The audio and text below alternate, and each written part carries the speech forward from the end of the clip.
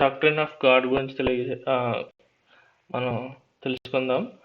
So నేను యాక్చువల్గా ఇది కంటిన్యూగా తీసుకుంటే ఫుల్గా ప్రిపేర్ అయితే 1.5 hour కూడా తీసుకుంటారు కొంతమంది. అయితే నాకు అంత టైము లేదని కాదు, కానీ ఒక 1 day సరిపోలేదు. 1 day 1.5 day. So next time maybe నేను ట్రై చేస్తాను. ప్రస్తుతానికైతే నేను ఫాస్ట్ ఫార్వర్డ్గానే చెప్తున్నాను డాక్ట్రిన్ ఆఫ్ గాడ్ గురించి. సో దేవుని గురించి నాకు ప్రస్తావన వస్తే సో మనకి సో దేవుడు అంటే మనకి మొట్టమొదటి గుర్తొచ్చింది క్రియేటర్ ఆఫ్ గాడ్. సో సృష్టికర్త అనమాట. సో దేవుడు అని మనం మాట్లాడుకుంటే అది నథింగ్ బట్ సృష్టికర్త అనమాట, సృష్టికర్త అయిన దేవుడు.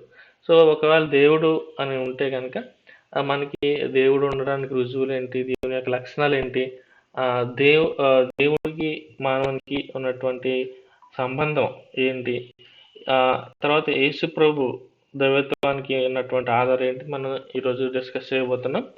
ఓకే, సో ఇక్కడ ఒకవేళ మనం దేవుని గురించి ఆలోచన చేయాల్సి వస్తే అసలు దేవుడు ఎవరు అనేటువంటి విషయం మనం ఆలోచించాల్సి వస్తే సో మనం ఒకవేళ మనం అనుకోవచ్చు. సో కొంతమంది దేవుడు లేడు అని అనుకోవచ్చు, కొంతమంది దేవుడు లేడు అనుకుంటారు అనమాట. సో మనకి బైబిల్లో వాక్యం మీకు తెలుసు, దేవుడు లేడు అని ఎవరు అనుకుంటారు? బుద్ధిహీనులు అనుకుంటారు అనమాట. ఎస్. సో ఒకవేళ అలా అనుకుంటే ఏంటంటే మనం బుద్ధిహీనం అయిపోతాం, అంతే కదా, మన జీవితంలో నష్టం కలుగుతుంది. సో తర్వాత మనం కొన్నిసార్లు మన యొక్క జీవితం యొక్క పరమార్థం తెలుసుకోకపోతే కూడా మనం చాలా నష్టపోతాం. అంటే మనం ఎందుకు ఉన్నాము, మన జీవితం యొక్క ముఖ్య ఉద్దేశం ఏంటి, మన జీవితం యొక్క పరమార్థం ఏంటి అని తెలుసుకోకపోతే మనం చాలా నష్టపోతాం. తర్వాత మన జీవితానికి సంబంధించిన సరైన అవగాహన కూడా మనకి ఉండాలి అంటే దేవుని గురించి తెలుసుకోవాలన్నమాట. సో మనకి ఆనందకరమైన జీవితం జీవించాలంటే, నీతి గురించి అనీతి గురించి స్పష్టత తెలియాలంటే కూడా మనం దేవుని గురించి తెలుసుకోవాలి, ఆయన గురించి ఆలోచించాలి. తర్వాత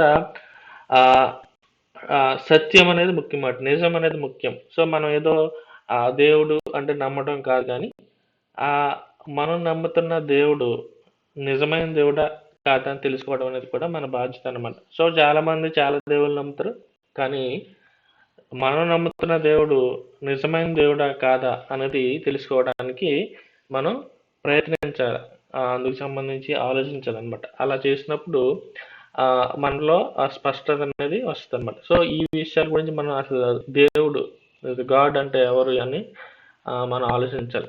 సో జనరల్గా ప్రతి ఒక్క వ్యక్తి యొక్క జీవితంలో కొన్ని కీలక ప్రశ్నలు వాళ్ళ జీవితంలో లేదా వాళ్ళ మధ్యలో మెదులుతాయి అన్నమాట. అది ఏదో టైంలో మెదులుతూ ఉంటాయి. సో శాంతి అంటే ఏంటి, నాకు శాంతి ఉంటుంది, ఏదో ఒక టైంలో ఇక శాంతి మనశ్శాంతి గురించి అనేటువంటి ఆలోచనలు వస్తాయి. తర్వాత నేను ఎవరిని, ఎక్కడి నుంచి వచ్చాను, మనిషి చనిపోతే ఏమవుతుంది, చావే ముగింప అనేది. సో ఈ సందర్భం నేను ఒక ఎగ్జాంపుల్ లేకపోతే నా జీవితంలో జరిగిన విషయం గురించి చెప్పాలనుకుంటున్నాను. సో నేను మేబీ హై స్కూల్ టైంలో లేదా 10th చదివే టైంలో అనమాట, లేదా దానికన్నా ముందే అవ్వచ్చు, సరిగ్గా నాకు గుర్తులేదు. కానీ సో ఈ పుట్టుక చావు గురించినటువంటి ఈ ప్రశ్న నాకు కలిగింది అనమాట. సో నేను దేవుని గురించి నాకు అప్పటికి తెలియదంటే నేను చిన్నప్పటి నుంచి చర్చికి వెళ్తాను, కానీ బట్ నాకు ఆ మైండ్ మెచ్యూర్ అయినప్పటికీ ఈ ప్రశ్న నాకు కలిగింది అనమాట. జనాలు చనిపోతున్నారు, ఎందుకు పుడుతున్నారు, ఎందుకు చనిపోతున్నారు అనే ప్రశ్న నాకు ఉత్పన్నమైందనమాట. సో అలా జరిగినప్పుడు అసలు మనుషులు ఎందుకు పుడుతున్నారు, ఎందుకు చనిపోతున్నారు, అసలు నాకు ఈ పుడతం ఎందుకు, చనిపోవటం ఎందుకు, అసలు పుట్టిన తర్వాత అసలు ఎందుకు, జీవితం యొక్క ఉద్దేశం ఏంటి అన్న ఆలోచన నాకు కలిగిందనమాట. అలా కలిగినప్పుడు సో ఆల్రెడీ చర్చికి వెళ్ళి అలవాటు ఉంది కాబట్టి సో ఆ ప్రశ్న అలా ఉండిపోయినప్పుడు ఆ ప్రశ్నలకి సమాధానం చెప్పగలిగినటువంటి వ్యక్తి ఎవరున్నారంటే అది దేవుడే అనమాట. దేవుడు తప్ప ఆ ప్రశ్నలకి సమాధానం ఎవరు చెప్పలేరు. కాబట్టి ఇలా నా ప్రశ్నలు, అలాంటి ప్రశ్న నాలో ఉన్నప్పుడు ఆ దేవుడు తన వాక్యం ద్వారా మాట్లాడాడనమాట. అసలు మరణం అనేది ఎందుకు వచ్చింది?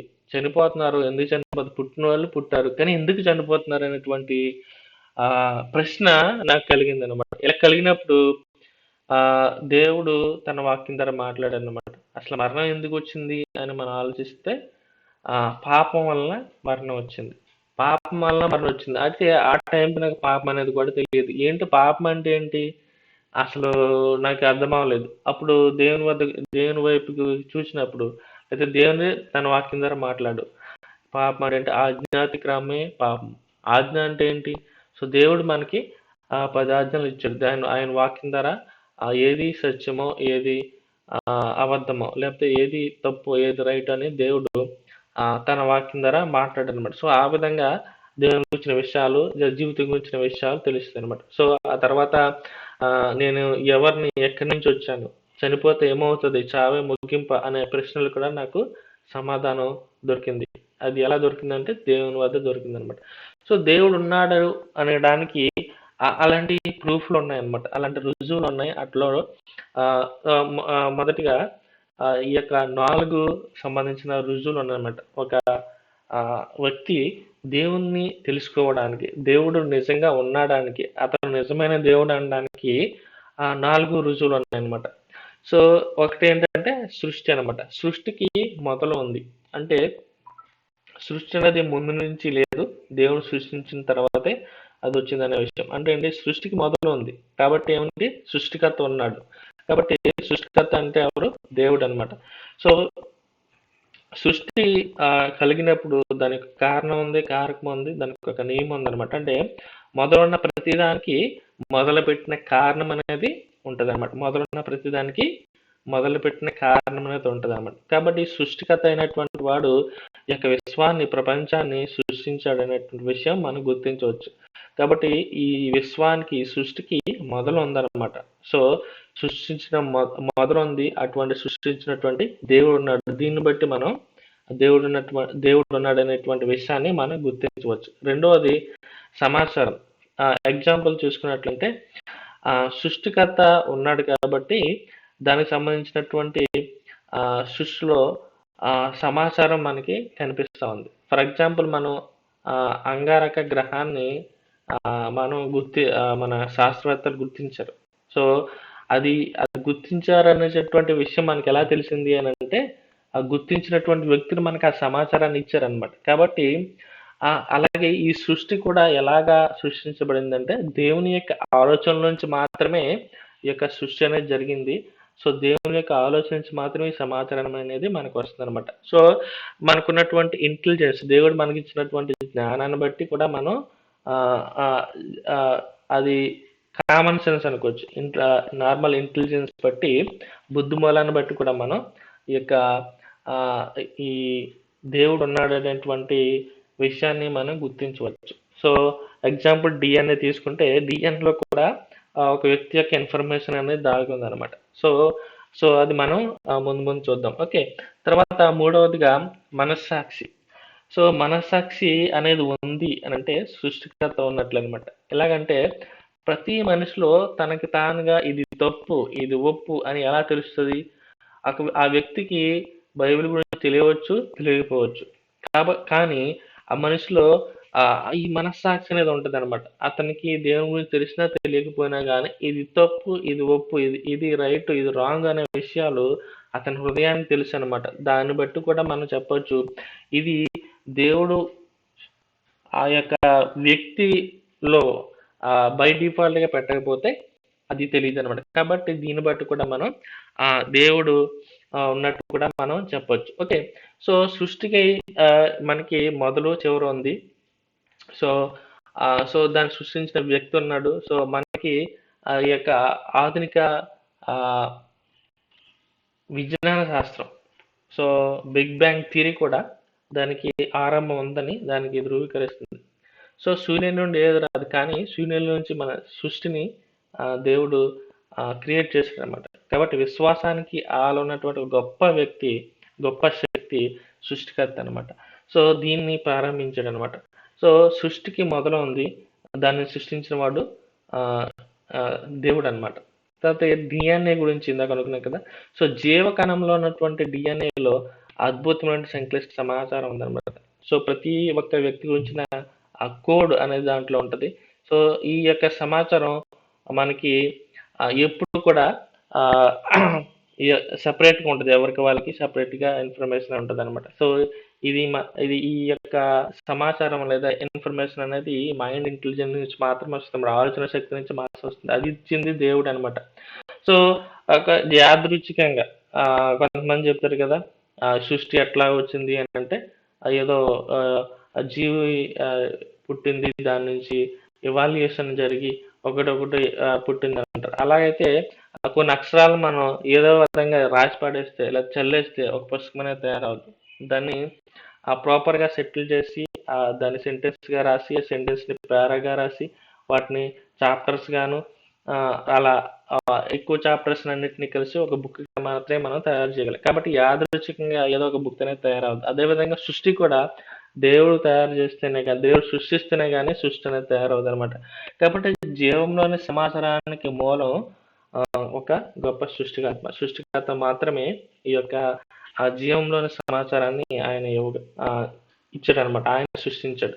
థర్డ్ మనస్సాక్షి, ఇందాక అనుకున్నట్టుగా. సో ప్రతి మనిషిలో ఇది తప్పు, ఇది ఒప్పు అనేటువంటి చెప్పేటువంటి అంతర్గత స్వరాన్ని దేవుడే సృష్టించాడు అనమాట. దీన్నే మనం మారల్ లా అంటాం ఇంగ్లీష్లో. సో ఈ నైతిక చట్టాన్ని దేవుడే మనిషి యొక్క హృదయంలో ఉంచాడు అనమాట. సో ఈ యొక్క ఆ చట్టాన్ని నియమించింది నియమదాత, లాగ్ ఎవరు? సో సృష్టికర్త మాత్రమే మన మనిషి యొక్క హృదయాల్లో పెట్టి దాన్ని ఉంచాడు.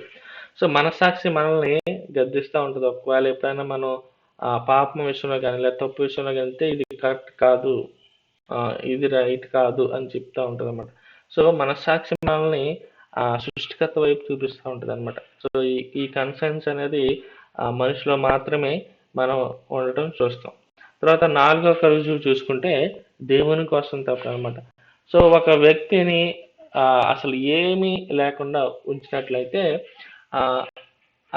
ప్రపంచవ్యాప్తంగా అన్ని కాలాల్లో మానవుల్లో ఒక ఆధ్యాత్మిక ఆకలి అనేది కనిపిస్తుంది అనమాట. మీరు ఏ టైంలో చూసుకోండి, సృష్టి మొదలుకొని ఆటోమేటిక్గా ప్రపంచవ్యాప్తంగా అన్ని సమయాల్లో కూడా దేవుని కోసం మనిషి తప్పిస్తూ ఉంటాడు అనమాట. సో ఫర్ ఎగ్జాంపుల్ మనకి ఆకలి వేస్తుందని అంటే ఏంటి, మనకి దాన్ని ఆకలికి తీర్చడానికి ఏదో ఒక ఆహారం ఉంటుంది అనమాట. సో అలాగే మనం దేవుని కోసం చూస్తున్నాము అంటే మనం సృష్టించిన సృష్టికర్త ఉన్నాడని తెలుస్తుంది. కాబట్టి ఆయన మనం చేశారనే విషయం కూడా దీన్ని బట్టి అర్థమవుతుంది అనమాట. కాబట్టి ఈ యొక్క రుజువు అంటే ఈ 4 యొక్క రుజువులు బట్టి మనం దేవుడు ఉన్నాడనే విషయం తెలుస్తుంది. అయితే ఈ యొక్క సృష్టికర్త లక్షణాలు ఏంటో చూద్దాం. మనం దేవుడు అనుకుంటున్నాం కదా, ఒకవేళ దేవుడు ఉంటే కనుక ఆ దేవునికి ఎటువంటి లక్షణాలు ఉండాలి, ఎటువంటి లక్షణాలు ఉంటే ఆయన దేవుడు అవుతాడు అనుకుంటే, దేవుడు సర్వశక్తిమంతుడు అనమాట. సృష్టికర్త ఎంత శక్తి కలిగి ఉంటాడు అని మనం ఆలోచించినట్లయితే, ఫర్ ఎగ్జాంపుల్ ఒక నక్షత్రాన్ని కనుక మనం చూసుకుంటే, ఆ నక్షత్రాన్ని మనం అది చాలా పెద్ద ఆకారంలో ఉంటుంది. ఈ నక్షత్రాలు కనుక ఒక సంఖ్య మనం ఆలోచించినట్లయితే సుమారు 10⁻22 నుంచి 10⁻24 నక్షత్రాలు ఉన్నాయి. అంటే ఏంటంటే 10⁻24 అంటే ఒకటి తర్వాత 24 జీరోస్ పెట్టాలన్నమాట. ఒకటి తర్వాత 24 జీరోస్ పెట్టాలి. అంత నెంబర్ అనమాట నక్షత్రాలు ఉన్నటువంటి నెంబర్. కాబట్టి మొదట ఏమీ లేని పరిస్థితి నుంచి ఈ నక్షత్రాలను దేవుడు చేశాడు. ఆ నక్షత్రాలను చూసినప్పుడు వాటి గురించి ఆలోచించినప్పుడు చెప్పొచ్చు దేవుడు ఎంత శక్తిమంతుడని. కాబట్టి ఆ సర్వశక్తిమంతుడైన దేవుడు అనంత శక్తిమంతుడు.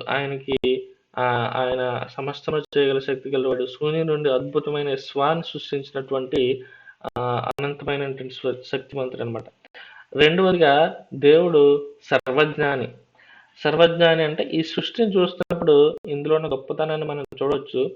ఆ మానవుని మెదడులో ఎంత గొప్పగా తెలుసుకోవచ్చు అనమాట. దాంట్లో ఉన్నటువంటి న్యూరాలజీ, దాంట్లో నర్వస్ సిస్టమ్ ఎంత గొప్పగా వర్క్ చేస్తుందో మనం చూడవచ్చు. అంత గొప్పగా ఉన్నటువంటి ఆ మానవుడు కూడా ఒక కంప్యూటర్ని మనం తయారు చేయలేము. అంటే ఏ ఒక్క మనుషుడు కంప్యూటర్ని తయారు చేయలేడు. ఎక్కువ మంది కలిస్తేనే ఆ కంప్యూటర్ని మనం తయారు చేయగలమంట. అలాంటిది ఒక చిన్న జీవకణాన్ని, డిఎన్ఏని, అందులో ఉన్నటువంటి సంక్లిష్టతని మనం గమనిస్తే దాన్ని బట్టి మనం సృష్టించిన దేవుడు ఎంత తెలివిగలవాడో మనకు అర్థమవుతుందన్నమాట. ఆయన గురించి మనం ఆలోచిస్తే అత్యంత జ్ఞానం కలిగిన దేవుడు. ఆయనకి అన్నీ తెలుసు అనమాట. ఆయనకి జరిగింది, జరుగుతున్నది, జరగబోయేది కూడా ఆయనకి తెలుసు. అందుకే ఆయన్ని సర్వజ్ఞాని అంటారు. ఆయనకి జరిగింది, జరుగుతున్నది, జరగబోయేది సమస్తము తెలిసినటువంటి దేవుడు. ఆయన్ని సర్వజ్ఞాని అంటారు, ఒమ్నిసెంట్ అంటారు అనమాట. తర్వాత ఆయన జీవం కలిగిన దేవుడు, ఆయన నిత్యుడు అనమాట. ఆయన జీవం కలిగిన దేవుడు, ఆయన జీవం నిత్యుడు అనమాట. సో ఆయనకి జీవం ఉంది కాబట్టి ఆ జీవాన్ని మనకి జీవంగా ఇచ్చాడు అనమాట. సో ఆయన ఆయన ఆ జీవం ఉన్నటువంటిది ఆయన నిత్యుడు అనమాట. ఆయనకి ఆది లేదు, అంతం లేదు. సో సృష్టికి ముందే ఆయన ఉన్నాడు. ఆయనకి కాలానికి అతీతుడు అనమాట. మనకంటే టైం బౌండ్లో ఉన్నాం కానీ ఆయనకి టైం బౌండ్ లేదనమాట. సృష్టికి ముందే ఆయన ఉన్నాడు. ఆయనకి ఎటువంటి టైం బౌండ్ లేదు. ఆయన ఎటర్నిటీలో ఉన్నాడు, ఎటర్నల్గా ఉన్నాడు. ఆయన నిత్యుడు అనమాట. కాబట్టి ఇంకా ఆయన లక్షణాలు, మరికొన్ని లక్షణాలు చూసుకుంటే ఆయన పవిత్రుడు అనమాట. ఆయన పాపరహితుడు. ఆయన ఏ ఒక్క తప్పు చేయనాడు, ఎటువంటి పాపలైనటువంటి దేవుడు. రెండవదిగా మనమైతే సూర్యుని యొక్క వెలుగులో ఉంటున్నాం కానీ ఆయనే వెలుగై ఉన్నాడు. చీకటి లేని వెలుగులో ఆయనే వెలుగైనటువంటి దేవుడు అయినాడు. కాబట్టి ఆయనకి అంతం లేనటువంటి దేవుడు, అనంతుడు. ఆయన మార్పు లేనటువంటి వాడు.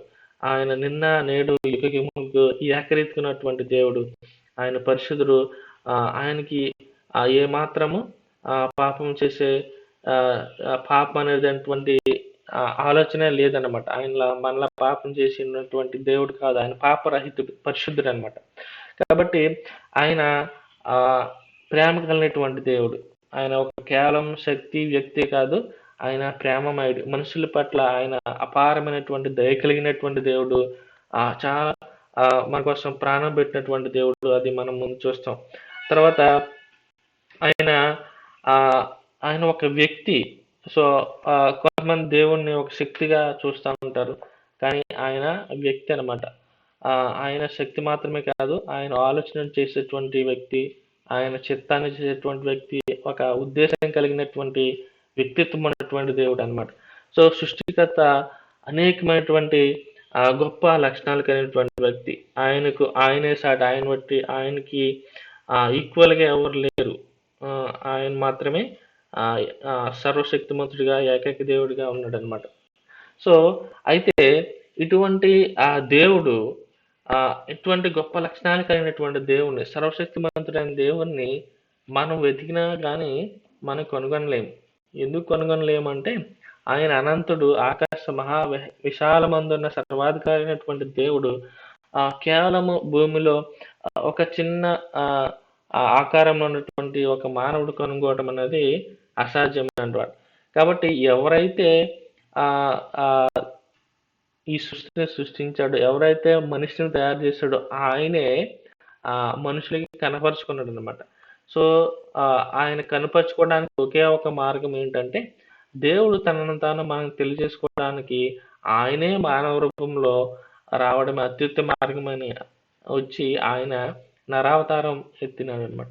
సో ఆయన మనుష్య రూపంలో యేసుక్రీస్తుగా ఆయన ఈ లోకంలో జన్మించాడు. సో మరి యేసుక్రీస్తుగా ఈ లోకంలో మానవునిగా జన్మించినప్పుడు మరి యేసుక్రీస్తులో ఏ లక్షణాలు ఉంటాయంటే యేసుక్రీస్తులో 2 లక్షణాలు ఉంటాయి. ఏంటి? ఒకటి మానవ లక్షణాలు ఉంటాయి, 2 దేవుని లక్షణాలు ఉంటాయి. యేసుక్రీస్తు ప్రభు 100% గాడ్, 100% మ్యాన్. సో యేసుక్రీస్తు ప్రభు దేవుడు అనడానికి మనం కొన్ని రుజువులు చూద్దాం. ఒకవేళ ఎవరైనా రుజువులు అడిగితే యేసుక్రీస్తు ప్రభు దేవుడు అనడానికి మనం కొన్ని రుజువులు చూద్దాం. సో తనని దేవుడు మానవులు నమ్మడానికి కొన్ని ఖచ్చితమైన రుజువులు ఇచ్చుండు. ఏ దేవుడు అనేటువంటి ఎవరైనా చెప్పుకుంటే తాను దేవుడు అని చెప్పడానికి కొన్ని ఖచ్చితమైన రుజువులు ఇచ్చుండాలన్నమాట. సో ప్రపంచం అంతటికి ఎప్పుడూ దేవుడిగా ఉండాలి. సో ఆది నుంచి అంతవరకు ఆయనే దేవుడిగా ఉన్నాడు. సో తర్వాత నేనెందుకు, నా జీవిత పరమార్థం ఏంటి, నేను చనిపోతే ఏమవుతాను అనేటువంటి ప్రశ్నలు వచ్చినప్పుడు వాటికి కూడా సమాధానం చెప్పగలిగినటువంటి శక్తి లేకపోతే పరిష్కారం చెప్పగలిగినటువంటి వ్యక్తి యేసుక్రీస్తు ప్రభు వారు మాత్రమే. సో అటువంటి దేవుని యొక్క జీవితం గురించి మనం చూద్దాం. ఓకే. సో ఆయన యేసుక్రీస్తు ప్రభు గురించి మనం చూస్తే ఆయన చరిత్ర మన ముందు ఉంది. సో మనం ఏదో బ్లైండ్గా నమ్మాల్సిన పరిస్థితి లేదు. సో ఒకవేళ మీరు అవునో కాదో అని మీరు మీకు మీరే నిర్ధారించుకోవచ్చు. ఏదైనా ఒక వ్యక్తి దేవుని నమ్ముకున్నప్పుడు యేసుక్రీస్తు నిజమైన దేవుడా కాదా అని తెలుసుకోవడానికి చరిత్ర అనేది ముందనమాట. అందరికంటే అత్యధికమైన శిష్యులు కలిగినటువంటి వ్యక్తి యేసుక్రీస్తు ప్రభువారు. సో ప్రపంచంలో ఆయన వచ్చిన తర్వాత అత్యధికమైనటువంటి శిష్యులు కలిగినటువంటి వ్యక్తి యేసుక్రీస్తు ప్రభువారు. సో ఆయన విషయంలో అనేక మంది పరిశోధించడం జరిగింది. సో ఈ చరిత్ర నిజంగా జరిగిందా లేదా, నమ్మొచ్చా నమ్మకూడదా అని, లేకపోతే ఇది కల్పించిన కథ అని ఎవరైనా అనుకుని ఉండవచ్చు. అలాంటిది అప్పుడు వాళ్ళ చరిత్రని రెఫర్ చేశారు. ఆయన చరిత్ర నిజంగా జరిగింది అని చెప్పి శాస్త్రవేత్తలు నిర్ధారించడమంట. ఆయన చరిత్ర మీద వ్రాతప్రతుల పరీక్షలు ఉన్నాయి. సో ఇంటర్నల్ గా ఎక్స్టర్నల్ గా వాళ్ళు రకరకాలటువంటి పరీక్షలు చేశారు. సో పురాతన త్రవ్వకాలు ఆధారాలు ఉన్నాయి, శాస్త్రీయత ఉంది. సో ఆయన అనేక పరీక్షలు చేసి ఆయన చరిత్ర నిజమైందని తేల్చారు అనమాట. సో ఆయన చరిత్ర మనం చదివినప్పుడు ఆయన నిజమైన దేవుడు అనడానికి అనేక రుజువులు ఉన్నాయి. యేసు ప్రభువు వారు నిజంగా దేవుడు అనడానికి అనేక రుజువులు ఉన్నాయి అనమాట. సో ఆయన చరిత్రలో ఉన్నటువంటి వ్యక్తి, తర్వాత ఆయనకి దేవుడికి ఉండాల్సిన లక్షణాలు అన్నీ ఉన్నాయి. సో అవేంటో మనం చూద్దాం. ఆయన తన మాటను రుజువు చేసుకోవడానికి అద్భుతమైన సాక్ష్యాలు కూడా ఇవ్వాలి. సో మన యేసుక్రీస్తు వారి గురించి చూస్తే ఆయన చరిత్ర ఉన్నాడు. తర్వాత రెండవదిగా ప్రవచనాలు నెరవేర్పు అనమాట. ఆయన గురించి చెప్పబడినటువంటి 42కు పైగా ప్రవచనాలు ఈ యొక్క నెరవేరాయి అనమాట. ఆయనలో మాత్రమే నెరవేరాయి, యేసుక్రీస్తు ప్రభులో మాత్రమే నెరవేరాయి. ఎక్కడైతే పాత నిబంధన గ్రంథంలో 42 పైగా ప్రవచనాలు ఏవైతే చెప్పాడో అవన్నీ కూడా యేసుక్రీస్తులో నెరవేరాయి. తర్వాత ఆయనకి సృష్టిపై అధికారం ఉందన్నమాట. సో మనం చూసినట్లయితే ఆయన తుఫాన్ ఆవడం, తర్వాత గుడ్డి వారికి చూపునివ్వడం, చనిపోయిన వారిని లేపడం, ఇవన్నీ కూడా ఆయన చేయగలిగాడు. సో ఇవన్నీ ఆధారాలు అన్నమాట. సో ఆయనకి సృష్టిపై అధికారం ఉంది, చనిపోయిన వారిని సైతం లేపాడు. తర్వాత 5 రొట్టెలు 2 చేపలు 5,000 మందికి పైగా ఆయన సృష్టించి పంచిపెట్టడం జరిగింది. కాబట్టి ఆయన సృష్టిపై ఆయనకి అధికారం ఉంది. తర్వాత ఇంకొన్ని మనం రుజువులు చూసినట్టయితే యేసుక్రీస్తు వారి గురించి ఆయన పాపరహిత జీవితం, ఆయన సవాలు ఇప్పటికీ నిలిచి ఉంది. శత్రువులు సైతం పాపాన్ని నిరూపించలేకపోయారు. నాలో పాపం ఉన్నదని ఎవడని నిరూపించగలడా అని చెప్పి ఆ యొక్క సవాలు ఇప్పటికీ ఉందన్నమాట. కాబట్టి ఆయనలో పాపం లేనటువంటి దేవుడు. ఆయన చేసినటువంటి బోధలు మానవ జీవిత సమస్యలకి అనేక పరిష్కారాలు ఆయన చూపించారన్నమాట. కాబట్టి యేసుక్రీస్తు ప్రభువు నిజమైన చెప్పడానికి ఇంకా ఆయన బోధలు మనకి స్పష్టంగా ఉన్నాయి. ఆయన చూపినటువంటి ప్రేమ అద్భుతమైనది అనమాట. సో యేసుక్రీస్తు ప్రభు కుష్ఠవ్యాధి కలిగినటువంటి వారిని సైతం ఆయన చేరదీశాడు, ఆయన ప్రేమించాడు. ఆయన అందరికీ తండ్రి నిజమైన దేవుడని అనేక మందిని స్వస్థపరిచాడు. మనం దాన్ని చూడవచ్చు. తర్వాత మానవుల పాపాలకు ఆయన పరిహారంగా శిలువపై తన ప్రాణాన్ని అర్పించాడు అనమాట. యేసుక్రీస్తు ప్రభు వారు భూలోకానికి రావడానికి కారణం ఏంటంటే మనుషుల పాపాలకు బదులుగా తన ప్రాణాన్ని అర్పించాడు. ఈ విధంగా ప్రాణాన్ని అర్పించడం వాడు యేసుక్రీస్తు ప్రభు వారు మాత్రమే. యేసుక్రీస్తు ప్రభు వారు తప్ప తన ప్రాణాన్ని మనుషుల కోసం అర్పించినటువంటి వ్యక్తులు ఎవరు లేరు. సో ఒకవేళ ఎవరైనా ఉన్నా కానీ ఇంకొక రుజువు ఏంటి అంటే ఆయన తన ప్రాణాన్ని అర్పించిన తర్వాత ఆయన మరణాన్ని జయించి తిరిగి లేచాడు అనమాట. ఆ మరణాన్ని జయించి 3వ దినం తిరిగి లేచాడు. ఇదే క్రైస్తవ్యానికి పునాది. ఒకవేళ యేసుక్రీస్తు వారు చనిపోయి తిరిగి లేకపోయి ఉంటే క్రైస్తవ్యం అనేది ఉండేది కాదు. సో ఆయన తనకు తానుగా తన ప్రాణాన్ని అర్పించి తిరిగి 3వ దినం లేచి ఇది పునరుద్ధానం పొందాడు. ఈ పునరుద్ధానం పొందిన తర్వాత ఆయన అనేక శిష్యులకు కనబడ్డాడు. తర్వాత అలా ఆయన చనిపోక శిలువకి తీసుకువెళ్ళక ముందు ఎప్పుడైతే భయపడి పారిపోయారో శిష్యులు, వాళ్ళందరూ కూడా మళ్ళా పునరుద్ధారణమైనటువంటి యేసుక్రీస్తు చూసి వాళ్ళు ధైర్యం తెచ్చుకుని వాళ్ళు ప్రాణమిచ్చే సాక్షులుగా, హతసాక్షులుగా వారు మారడం మనం చరిత్రలో చూడవచ్చు. తర్వాత ఆ ప్రపంచంపై ప్రభావం ఉందన్నమాట. ఆయన ప్రపంచం వ్యాప్తంగా అనేక కోట్ల మంది జీవితాలని ప్రభావితం చేస్తూ వచ్చారు. ఫర్ ఎగ్జాంపుల్ మనకి భారతదేశానికి వచ్చినటువంటి మదర్ తెరిసా చూసినట్లయితే దేవుని యొక్క ప్రేమను ఎలా ఉంటుందో ఆయన తిరిగి ఆమె పెంచారనమాట. సో దేవుని యొక్క ప్రేమ ఈ విధంగా ఉంటుందని, ఆమె కుష్ఠరోగుల మధ్య పనిచేసి దేవుని యొక్క ప్రేమ ఎట్లా ఉంటుందని చెప్పి ఆశ్చర్యం వ్యక్తం చేసే రీతిలో ఆమె ఈ యొక్క భారతదేశంలో మనం సేవ చేయడం చూసాం. సో ఆమె గొప్ప మిషనరీగా ఆమె వర్క్ చేశారు. కాబట్టి యేసుక్రీస్తు ప్రభు వారిని నమ్మినటువంటి అనేక మంది తమ జీవితాల్లో ప్రభావం చూపబడ్డారు. తర్వాత మనం కొంతమందిని చూసుకున్నట్లయితే అనేక మంది శాస్త్రవేత్తలు సైతం జాగ్రత్తగా ఆలోచించి పరిశోధన చేసి ఆయన నిజమైన దేవుడని గ్రహించారు. ఆయన దేవునికి అంగీకరించారు.